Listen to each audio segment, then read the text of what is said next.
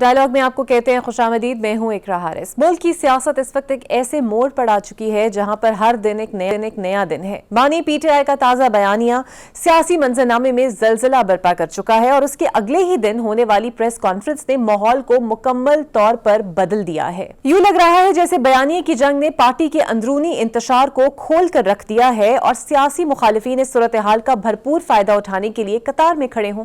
اسی بیچ معیشت کے تضاد، حکومتی بیانیے اور عوامی بے چینی نے حالات کو مزید تلخ کر دیا ہے۔ انہی بدلتے ہوئے رخوں اور سیاسی دھاروں پر آج گفتگو کریں گے۔ میرے ساتھ سب سے پہلے موجود ہوں گے صحافی ہیں، تجزیہ کار ہیں محسن بیگ صاحب۔ بہت شکریہ سر آپ کے وقت کا۔ آپ نے دیکھی ہوگی کل بانی پی ٹی آئی کے ملک مخالف بیانیے کے بعد جو D G I S P R نے پریس کانفرنس کی اور بغیر لگی لپٹی کے یہ پریس کانفرنس تھی، آپ کو محسوس ہوتا ہے کہ اس کے بعد اب پی ٹی آئی مشکل دور میں داخل ہونے والی ہے؟ بہت شکریہ جی۔ بیسیکلی تو وہ مشکل دور میں تو وہ خود اپنے آپ کو لے کے آئے ہیں۔ انہوں نے جو بھی ریاست کے مخالف کام کیا، جو بیانات دیے ریاستی اداروں کے بارے میں، تو نیچرلی کوئی محب وطن پاکستانی تو یہ کام نہیں کر سکتا۔ سیاست سے ہٹ کر اگر آپ نے سیاست کرنی ہے تو اس میں یہ نہیں ہوتا کہ آپ ریاست اور ریاستی اداروں کو اتنا تنقید کا نشانہ بنائیں، جہاں پہ آپ خود سمجھتے ہیں آپ گورنمنٹ میں رہے ہیں 4.25 سال، آپ کی پارٹی جو ہے وہ کافی ساری پارلیمنٹ میں موجود ہے، کافی بڑی تعداد ہے ان کی۔ ایسی صورت میں آپ اگر اتنا ایک بھیانک قسم کا پراپوگنڈا اور ایک ایسی کمپین چلا دیں ریاستی اداروں کے خلاف، تو وہاں سے رد عمل آنا میرے خیال میں ریاست کو اس کا رد عمل دینا چاہیے اور ایسی ایلیمنٹس کی نفی کرنی چاہیے جو اپنے ہی ملک کو ٹارگٹ کیے ہوئے ہیں کسی اور کے کہنے پہ، جو کہ ہمارے پاکستان کے وجود کے خلاف ہیں اور ایک عرصے سے انٹرنیشنل ایک کمپین جو ہے اس ملک کے خلاف پاکستان کے دشمن چلا رہے ہیں۔ آپ ان کے ساتھی بن جائیں، ان کے اعلیٰ کار بن جائیں اور انہی کی لائن پہ چل کے آپ اپنی ریاست کو اور ریاستی اداروں کو نقصان پہنچانے کی کوشش کریں تو رد عمل ضرور آنا چاہیے۔ میں اس کے حق میں ہوں۔ اور آپ کو لگتا ہے کہ کیا پی ٹی آئی کا ایم کیو ایم کی طرح بانی سے لا تعلقی کا وقت ہوا چاہتا ہے، یا ایٹ لیسٹ ان سے لا تعلقی نہ کریں، ان کے بیانیے سے لا تعلقی کا اظہار کر دیں؟ دیکھیے، وہ ابھی جیسے جن پارلیمنٹیرینز نے این ڈی یو کا جو کورس تھا وہ جوائن کیا، اس کو انہوں نے میر صادق اور میر جعفر اپنے ہی الیکٹڈ لوگوں کو سو کالڈ، وہ میں سمجھتا ہوں کہ وہ اگر ان میں تھوڑا سا بھی شعور ہو، اور وہ لوگ جتنے ایم این اے یا سینیٹرز تھے جنہوں نے یہ کورس جوائن کیا، ان کو خود سوچنا چاہیے کہ یہ ایسا شخص ہے جو اپنی ہی لوگوں کو میر صادق میر جعفر، کیونکہ انہوں نے ایک کورس اٹینڈ کیا اور اس کا نام یونیورسٹی کا N D U national defence university ہے، تو اس سے اس کے دل کی، اس کی ذہنیت، اس کی پاکستان مخالفت سوچ ظاہر ہوتی ہے کہ ان کو خود سوچنا چاہیے اور لا تعلقی کا اعلان کرنا چاہیے۔ یہ وہ شخص نہیں ہے جو پولیٹیکلی جو ہے وہ پارٹی چلا سکے، یا وہ کوئی نارمل شخص نہیں ہے جو اس ملک میں سیاست کر سکے۔ اور سر، آپ چونکہ حالات سے کافی واقفیت رکھتے ہیں، آپ کے اس خیال میں ایسی کون سی چیز ہے جو مقتدرہ اور بانی کے حالات کو ٹھیک ہونے نہیں دیتی؟ کیونکہ پہلے ایک دفعہ ایسی کوشش ہوئی بھی اور حالات کچھ معاملہ فہمی کے قریب پہنچے، لیکن دوبارہ سے پوائنٹ آف نو ریٹرن اور صفر پر آ گئے۔ کون سی ایسی قوت ہے جو ان کے درمیان معاملات درست نہیں ہونے دیتی؟ آپ کی نظر میں خود خانسا بھی سب سے بڑی وجہ ہے؟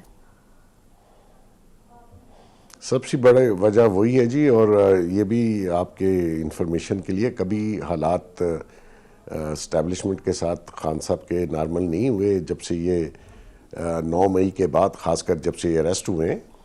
تو آپ دیکھ لیجئے کہ یہاں پہ بہت سے لوگ، بہت سے پولیٹیشین لیڈرز جو ہیں وہ کسی نہ کسی کیس میں جیل گئے ہیں، لیکن یہ شخص نے جیل جانے کے بعد پوری آرمی انسٹالیشنز پہ حملہ کروا دیا۔ یہ اس کی تیاری بہت پہلے سے کیے ہوئے تھا، ان کی پلاننگ، انہوں نے اپنے لوگوں کو ٹارگٹ دیا ہوا تھا کہ آپ نے ان انسٹالیشنز پہ جانا ہے، تو اس کا مطلب ہے پلاننگ ان کے پاس پہلے تھی، جو کہ آپ نے بیانات ان کے لوگوں کے سن لیے ہوں گے۔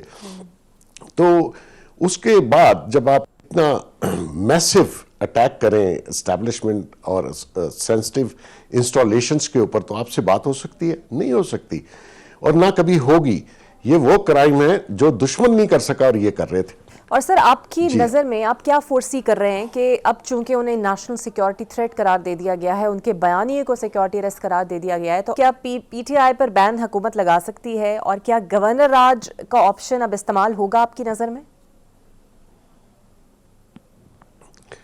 دیکھیے جی, بین لگانا فیڈرل گورنمنٹ اگر وہ کچھ ایسے جو کہ پروف تو موجود ہیں, ان کی جو پریویس کنڈکٹ ہے اس کے اوپر تو بین سے زیادہ بھی کچھ کرنا چاہیں تو گورنمنٹ کر سکتی ہے.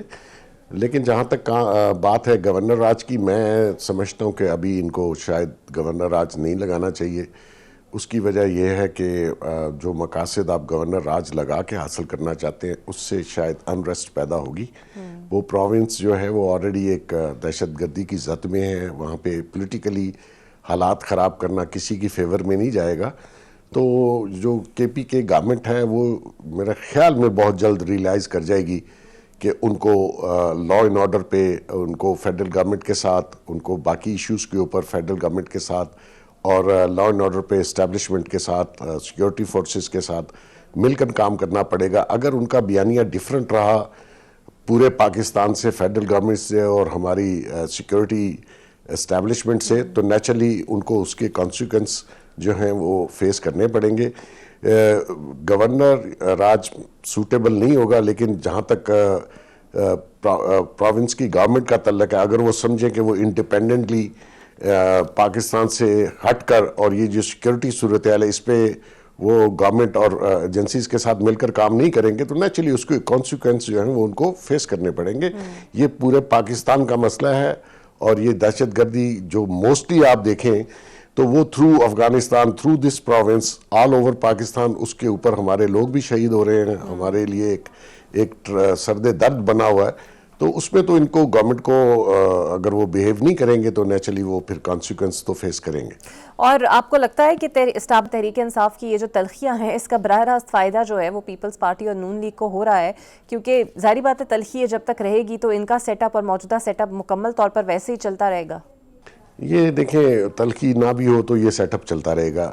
یہ جو اس وقت ورکنگ ریلیشن شپ ہے between government and establishment and all political parties جو پاور میں ہیں, یہ سسٹم آپ دیکھیے گا کافی عرصے تک چلے گا. فی الحال تو اس میں کوئی ایسی چیز نظر نہیں آ رہی کہ یہ سسٹم چینج ہو. دونوں پولیٹیکل پارٹیز پاور میں ہیں اور ان کے ساتھ باقی لوگ بھی ہیں, تو سو فار تو مجھے لگتا ہے کہ یہ کافی عرصے تک چلے گا. اور حکومتی عہدیدار ملکی معیشت کی سمت درست بتا رہے ہیں, اور آج اسٹیٹ بینک نے ایک رپورٹ بھی جاری کی ہے کہ ملکی قرضوں میں تقریباً 7,866 ارب کا اضافہ ہوا ہے. آپ کو محسوس ہوتا ہے کہ قرض لے کر ملکی معیشت درست سمت میں ہے اس وقت؟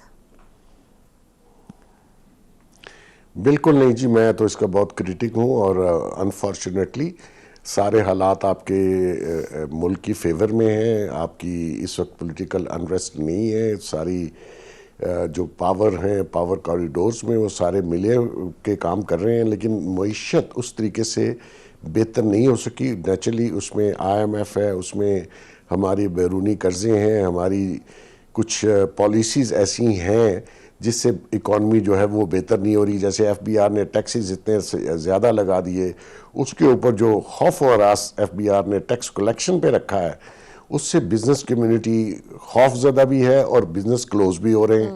تو اس کو تھوڑا سا ریکٹیفائی کرنے کی ضرورت ہے. بقایا یہ کہ قرضے نیچرلی آپ کی معیشت اتنی ڈاؤن سٹریم تھی, یہ کوئی آج نہیں ہوئی, یہ کوئی 2 سال میں نہیں ہوئی, یہ کافی پہلے سے اس کا جو ٹرینڈ تھا وہ اس قسم کا بنا دیا گیا. پھر اس قسم کی پالیسیز بنا دی گئی جو بزنس کمیونٹی اور بزنس مینوں کی فیور میں نہیں جاتی. تو اس سے ماحول تھوڑا سا خراب ہوا, جس سے جو آپ کی معیشت ہے وہ اس وقت خاصی ابتر حالت میں ہے. اچھا سر, پچھلے دنوں وزیر اعظم کا ایک بیان آیا کہ سرمایہ کاروں کو راغب کرنے کے لیے ہم ٹیکس کا بوجھ کم کریں گے, سیلری کلاس پہ ٹیکس کو کم کریں گے. پھر ایک وزیر نے کہا کہ جناب یہ ہم آئی ایم ایف سے پوچھ کے کریں گے, وہ ایگری ہو گئے تو پھر ہم لازمی اس کو کریں گے. اسی دن خبر آئی کہ پارلیمنٹ کی ترقیاتی اسکیموں کے لیے 43 ارب روپے جاری ہوئے. تو سر سوال یہ ہے کہ عوام کے لیے جو پوچھنا ہو وہ تو آئی ایم ایف اس کی منظوری دے گا تو ہوگا, لیکن یہ گرانٹس اپنی تنخواہ اور پروٹوکول پہ جب خرچ کرتے ہیں اس کی منظوری آئی ایم ایف دے دیتا ہے. وہ چیزیں IMF سے پوچھتے ہی نہیں ہیں بیسیکلی، لیکن میں آپ کی بات سے ایگری کرتا ہوں کہ وہ چیزیں جو ہیں اتنے ڈیولپمنٹ فنڈز اور یہ وہ ان کو نہیں ملنے چاہیے. جہاں تک ٹیکسز کی بات ہے، نیچرلی آپ بتائیے کوئی بزنس مین پوری دنیا میں 45 سے 55% ٹیکس نہیں دے سکتا، اور اس کے اوپر پھر آپ دیکھیے کہ وہ کہتے ہیں سپر ٹیکس. اگر آپ کی کمپنی 50 کروڑ سے اوپر کمائے گی تو وہ بھی ٹیکس آپ دیں گے. مطلب آپ 50 کروڑ کمانا اس ملک میں جرم ہے. تو ایسی صورت میں بزنس کمیونٹی اسی لیے اپنے سرمایہ لے کے دوسرے ملکوں میں جا رہے ہیں لوگ، کیونکہ ایسا ایک نظام ٹیکسز کا بنا دیا گیا. اچھا، ٹاپ آف دیٹ ساری چیزیں آپ کر لیں، پھر وہ کہتے ہیں ایڈوانس ٹیکس دے دیں. دنیا میں کہیں یہ ایڈوانس ٹیکس ہوتا ہے کہ فرض کریں اس سال تو میرا بزنس ٹھیک رہا، اگلے سال میرا بزنس ہی نہ ہو تو آپ نے ٹیکس پچھلی پرفارمنس پہ کاٹ لیا، تو اگلے سال میں کیا کروں گا؟ اور پھر ٹیکس ریفنڈ جو ہے، جو اگر آپ کو کوئی ریفنڈ ملنا ہے وہ دیتے ہی نہیں ہے. تو ایسی خوف کی صورت میں بزنس کمیونٹی بزنس نہیں کرتی، اسی لیے دنیا اپنی پراپرٹی بیچ کے جیسے کیسے کر کے وہ لوگ باہر جا رہے ہیں. تو اس کے اوپر آپ کو سوچنا ہے کہ آپ کو بزنس مینوں کو تھوڑا سا ٹیکس میں ریلیف دیجئے. وہ IMF کو باقی کام تو جیسے آپ نے کہا کروا لیتے ہیں. جہاں یہ بات آتی ہے کہ جی IMF بھی دیکھ رہی ہے، IMF کی رپورٹ 120 صفحات کی آئی، وہ آپ پڑھ لیجئے. اس میں انہوں نے کرپشن کا بھی ذکر کیا، انہوں نے اس کے اوپر ان ساری پالیسیز کا ذکر کیا. اور دنیا کا کوئی ملک اٹھا لیں، یہ نہیں ہوتا کہ پالیسی بھی وہی ادارہ بنائے FBR اور ایکسیکیوشن بھی وہی کرے. یہ کہاں ہوتا ہے؟ لیکن پاکستان میں ہو رہا ہے اور اس کو انکریج کیا جا رہا ہے. اور وہ جو بزنس مینوں کو تو وہ اچھوت سمجھتے ہیں، وہ سمجھتے ہیں یہ کرپٹ لوگ ہیں جنہوں نے، اب دیکھیں 110 یا 115 میجر آپ کے ملک کی جو فیکٹریاں اور انڈسٹریاں اور ٹیکسٹائل ملیں تھی وہ بند ہو گئی. تو اس کو کسی نے پوچھا جا کے بھی آپ نے کیوں بند کی ہیں، جس سے ہزاروں لوگوں کو نوکریاں مل رہی تھیں؟ ان امپلائمنٹ ریٹ آپ کا کہاں چلا گیا؟ تو یہ ساری چیزیں اسی گورنمنٹ نے دیکھنی ہے، اور یہ بہت اچھا وقت چل رہا ہے. اس میں آپ کو بزنس کمیونٹی کو ساتھ ملا کے ان کی مشکلات میں تھوڑا سا اضافہ کریں. 2-3 سال میں یہ ملک بہتر ہو سکتا ہے. اچھا سر، حکومت اس پریس کانفرنس کے بعد ایک اور بڑی ببانگ دہل بات کہہ رہی ہے کہ جناب ملاقاتیں اڈیالہ میں نہیں ہوگی. اب پہلے تو وہ سارا کھاتا جو تھا وہ سپرنٹینڈنٹ جیل کے کھاتے میں ڈال دیا جاتا تھا، ذمہ داری، رول مینول سب کچھ اس کے اوپر ڈالا جاتا تھا. اب آپ کو لگتا ہے یہ سب کچھ انہوں نے اپنے ہاتھ میں لے لیا ہے اور اب سپرنٹینڈنٹ کے اوپر کچھ نہیں ڈالا جائے گا؟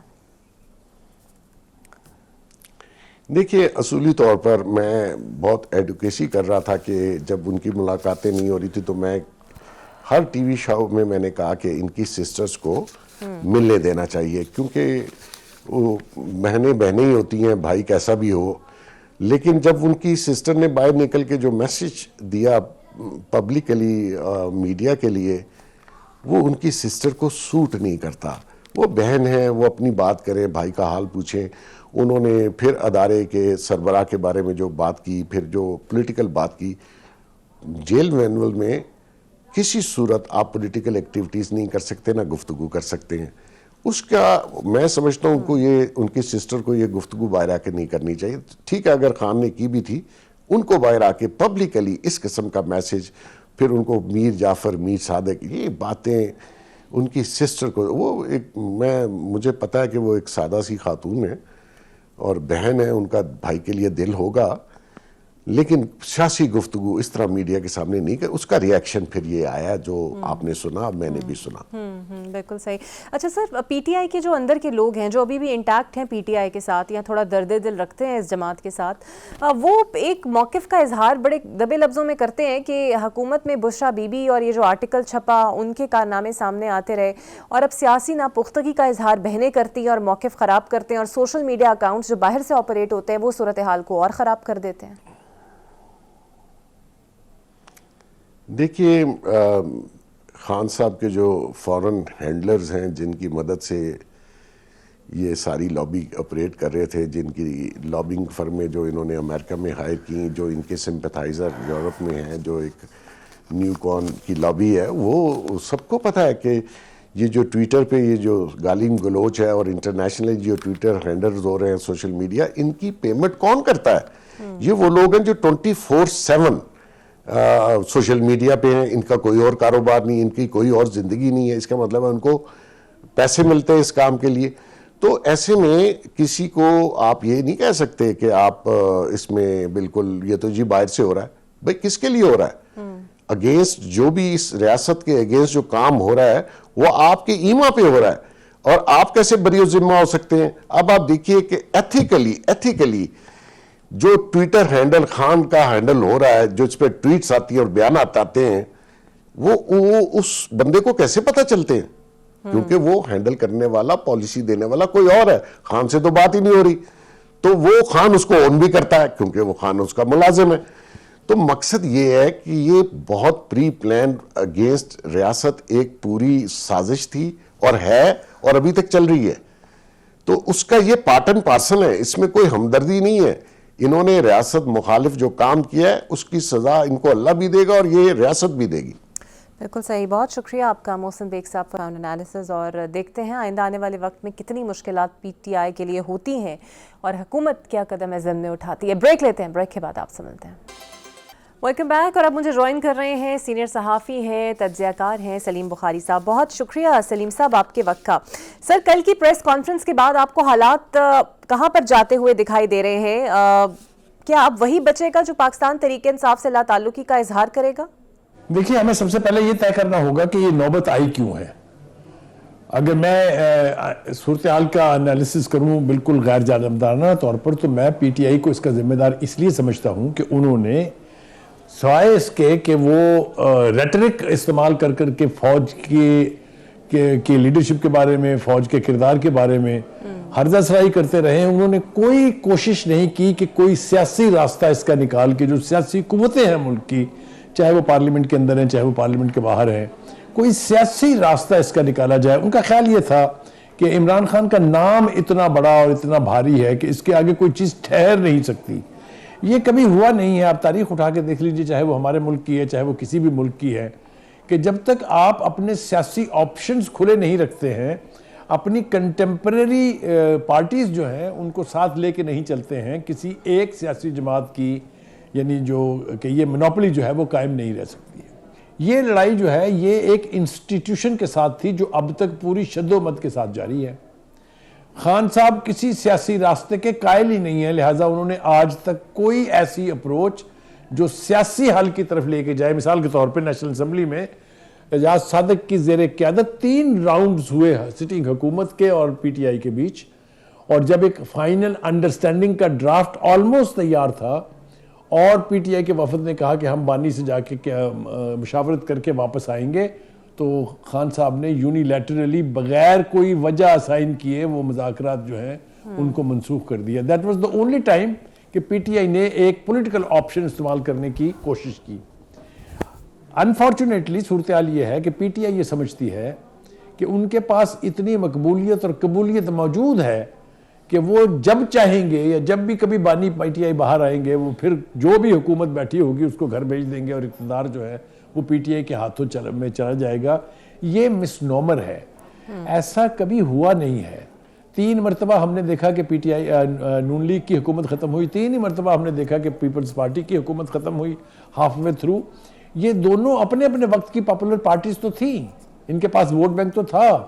پیپلز پارٹی کا پنجاب میں ووٹ بینک جو ہے کوئی ڈاؤٹ کر سکتا ہے اس کو, کیونکہ اگر ان کے پاس پنجاب میں ووٹ بینک نہیں ہوتا تو تینوں میں سے ایک مرتبہ بھی مرکز میں حکومت نہیں بنا سکتے تھے, چاہے وہ بھٹو صاحب تھے, چاہے بے نظیر تھی, چاہے اور کوئی لیڈرشپ تھی ان کی. تو کہنے کا مطلب یہ ہے کہ آپ نے اپنی پولیٹیکل آرگنائزیشن پارٹی کو صحیح بنیادوں پر قائم کرنے کی کوششیں کرنے کی بجائے آپ نے لڑائی جاری رکھی اسٹیبلشمنٹ کے ساتھ. پاکستان کی تاریخ گواہ ہے کہ اسٹیبلشمنٹ کے ساتھ کٹی کر کے ہی کوئی حکومت نہیں چل سکتی. آپ تو ان کے ساتھ دشمنی کر کے بیٹھے ہوئے ہیں. لہذا اس سب کچھ کا نتیجہ کل ہم نے دیکھا اس صورت میں کہ پہلی دفعہ فوج نے بغیر کسی لگی لگائی کے سیدھی باتیں جو ہیں وہ ٹھوک دی ہیں. اس کو میں ذہنی مریض بھی قرار دے دیا ہے, اس کو کہا ہے کہ وہ اپنے آپ کو سمجھتا کیا ہے وغیرہ وغیرہ. جو زبان استعمال کی گئی اس کو اگر آپ میچ کرنا چاہیں تو یہ وہی زبان ہے جو بانی اکثر بولتے رہے, اور خاص طور سے جو ان کی 3 دن پہلے کی ٹویٹ تھی جس نے ساری صورتحال کو اس نیج پہ پہنچایا ہے, اس کے اندر بھی جو زبان استعمال ہوئی تھی وہ بھی کوئی آسن طریقہ کار نہیں تھا. سر, تو اب آپ کو گورنر آج دکھائی دے رہا ہے, اور کیا ہو سکتا ہے سہیل آفریدی صاحب کی نااہلی بھی ہو جائے؟ ایسا مجھے دکھائی نہیں دیتا، اس لیے کہ ابھی کل ہی جو این ایف سی کی کانفرنس ہوئی تھی اس میں جس طریقے سے بیہیو کیا ہے سہیل آفریدی صاحب نے، جس طرح سے بعد میں پریس کانفرنس میں انہوں نے بہت ماڈریٹ طریقے سے، بہت بیلنس طریقے سے یہ کہا ہے کہ ہمارا پوائنٹ آف ویو سمجھا گیا ہے. پھر انہوں نے کہا تھا کہ ہم بہت خوفناک قسم کا احتجاج کریں گے ڈیرہ جیل کے اوپر. وہاں وہ گئے اور آرام سے تھوڑی دیر انتظار کر کے واپس چلے گئے بغیر ملے. تو مجھے لگتا یہ ہے کہ کم از کم سہیل آفریدی ناؤ نوز کہ آگے راستہ کیا ہے.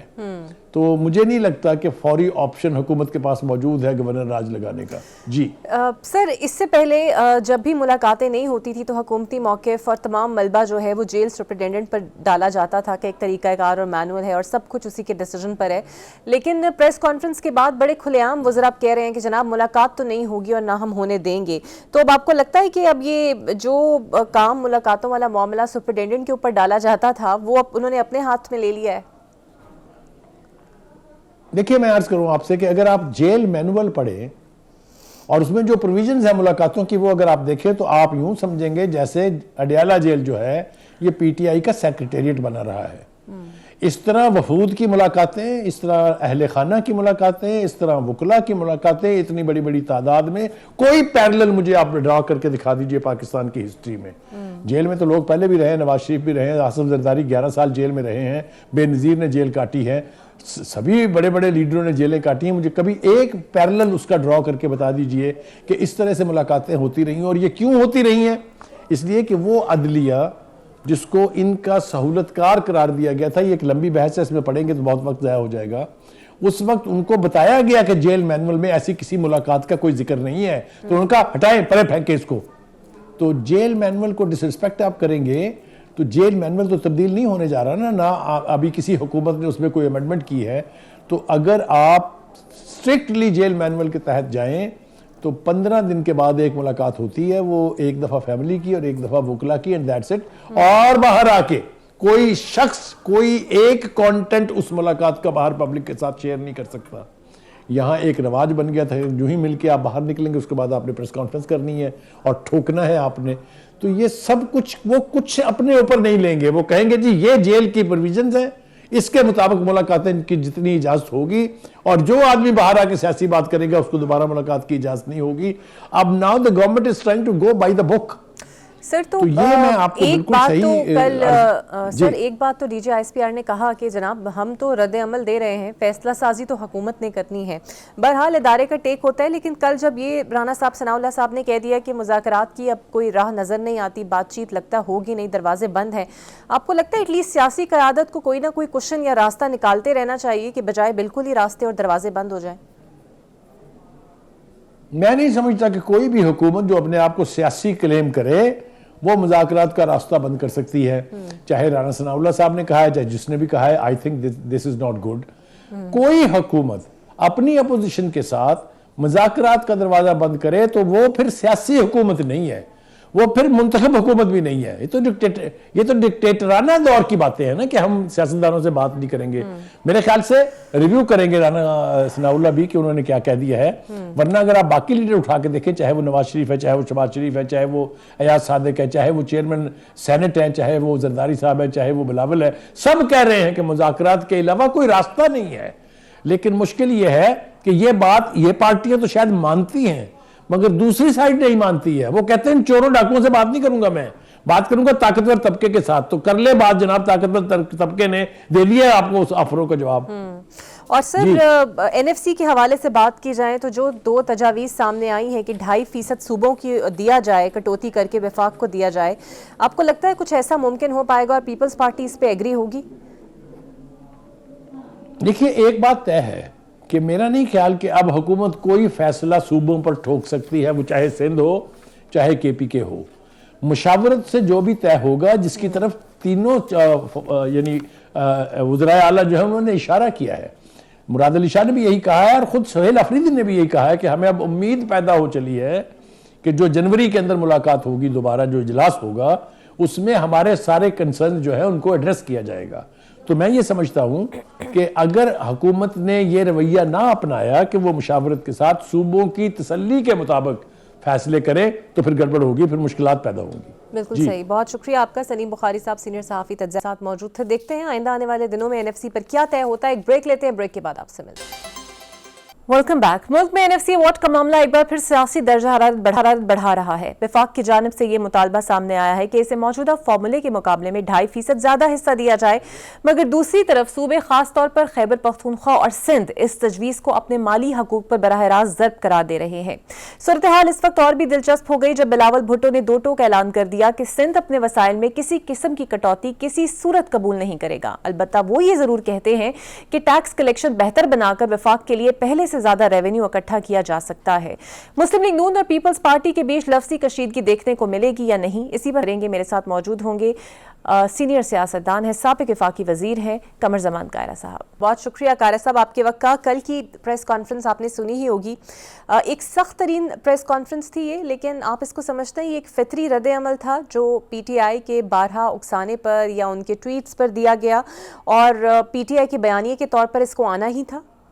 देखिए, जहाँ तक ये प्रेस कॉन्फ्रेंस है, इसका लहजा और अल्फाज है वो कोई काबिल तारीफ तो नहीं हो सकते, लेकिन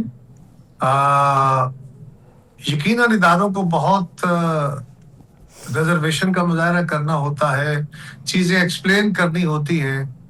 रिएक्शन इंस्टीट्यूशंस की तरफ से ऐसे नहीं आने चाहिए, लेकिन ये भी पैदल इंसान है और मुसलसल अगर आप तज़हीकी और तजलीली अमल से इख्तलाफ करना अपना हक है।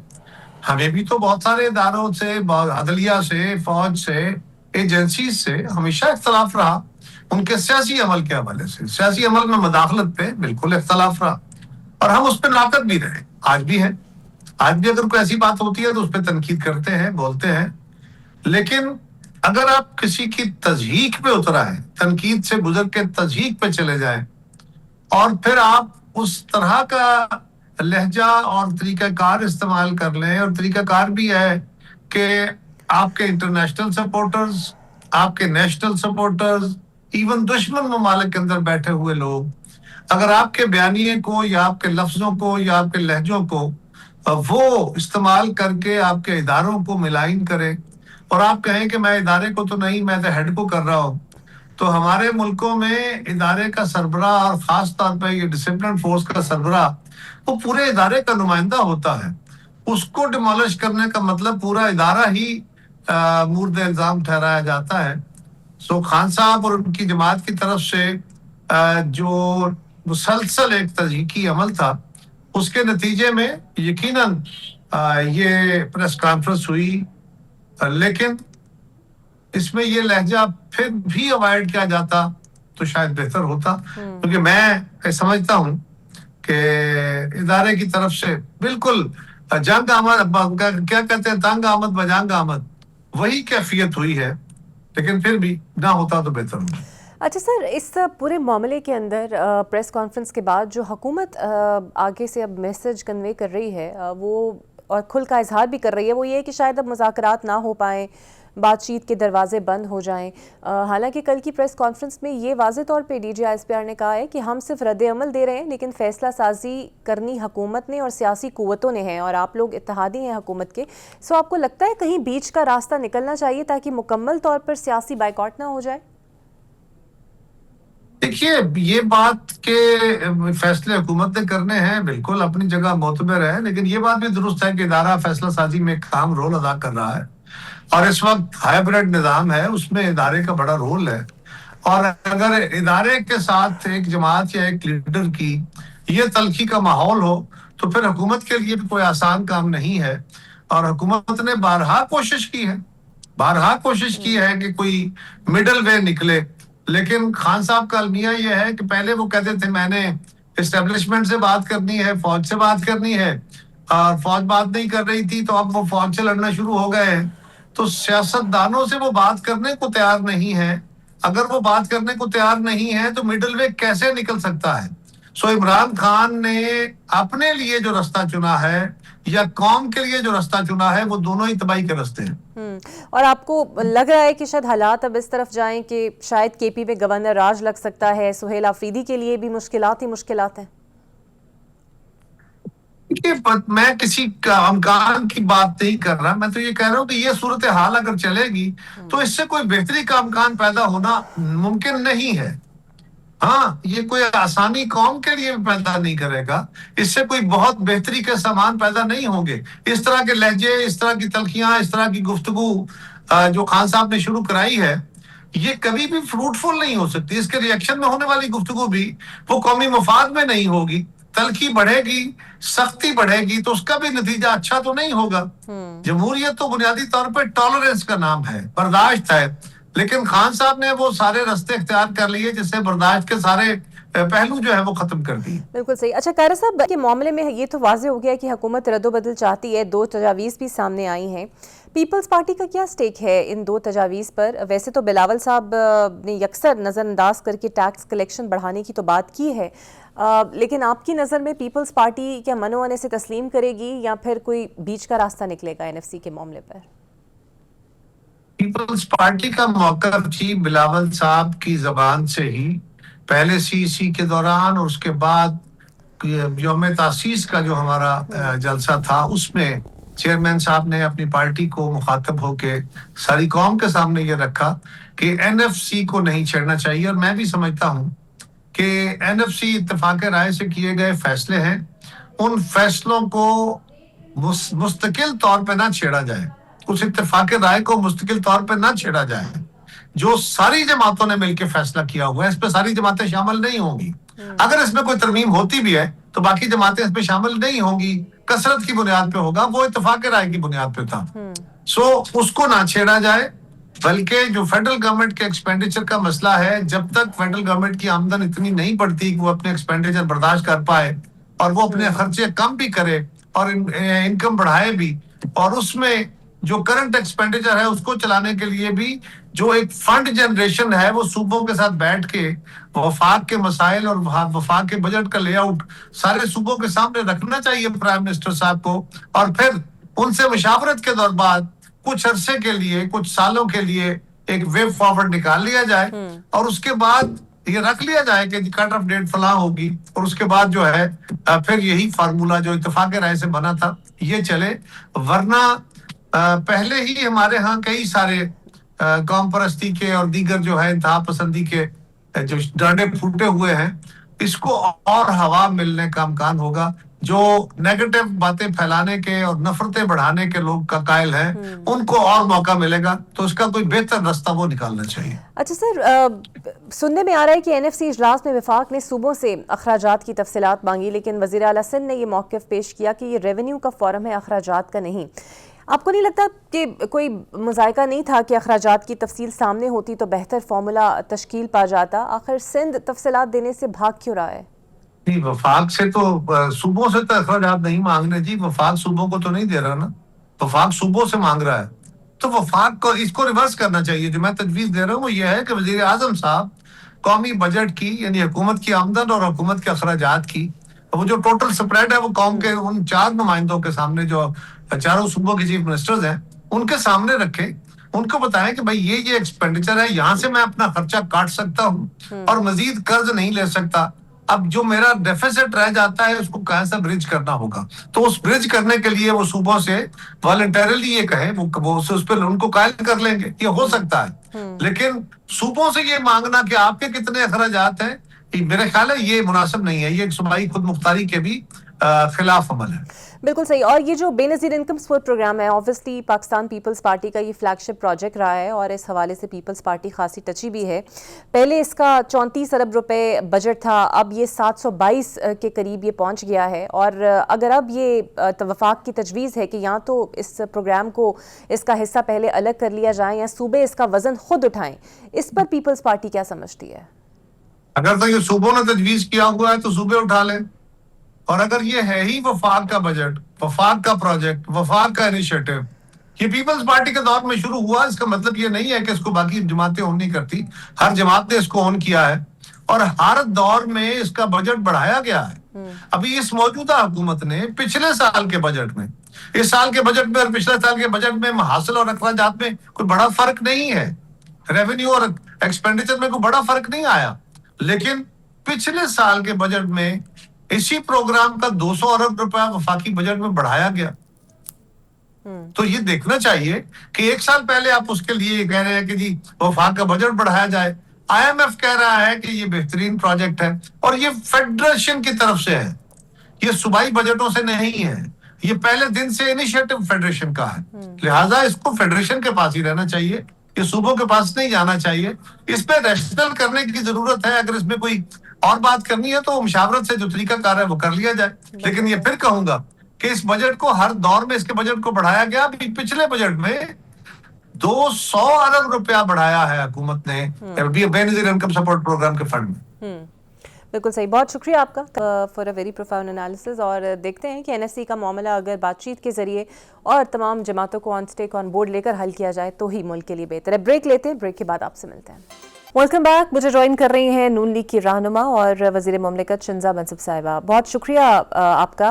कल DGISPR ने एक प्रेस कॉन्फ्रेंस की और इदारे के खिलाफ जो बयानिया बन रहा था उसके हिस्से पे उन्होंने जवाब दिया।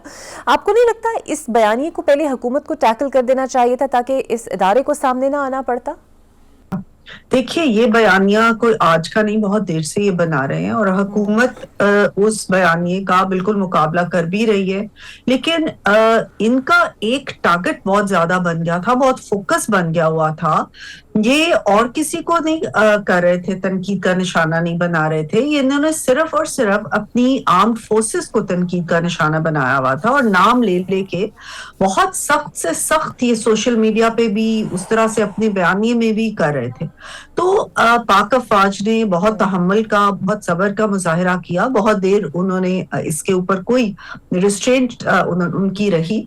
लेकिन आखिरकार क्योंकि कल जैसे DGISPR साहब ने अपने बयान में कहा कि जब ये हमें डायरेक्टली टारगेट कर रहे हैं, अवाम को मिसलीड कर रहे हैं, तो फिर हमें भी आके अवाम को सच्चाई बतानी जो है जरूरी समझी उन्होंने। और वज़रा अब नून लीग की प्रेस कॉन्फ्रेंस जो कर रहे हैं उसमें वो कह रहे हैं कि आपकी किसी से अब मुलाकात नहीं होगी। हुकूमत अब ये फैसला खुद से कैसे कर सकती है, क्योंकि जब पहले मुलाकातें नहीं हो रही थी तो आप लोगों की तरफ से ये कहा जाता था कि जनाब जेल सुपरिटेंडेंट जेल मैनुअल के मुताबिक रूल बुक के हिसाब से चलेगा और इजाज़त देगा। लेकिन अब आप का लेना देना इससे बढ़ गया है और अब शायद सुपरिटेंडेंट की ज़रूरत नहीं पड़ेगी ये तय करने में कि उनकी मुलाकात होगी या नहीं।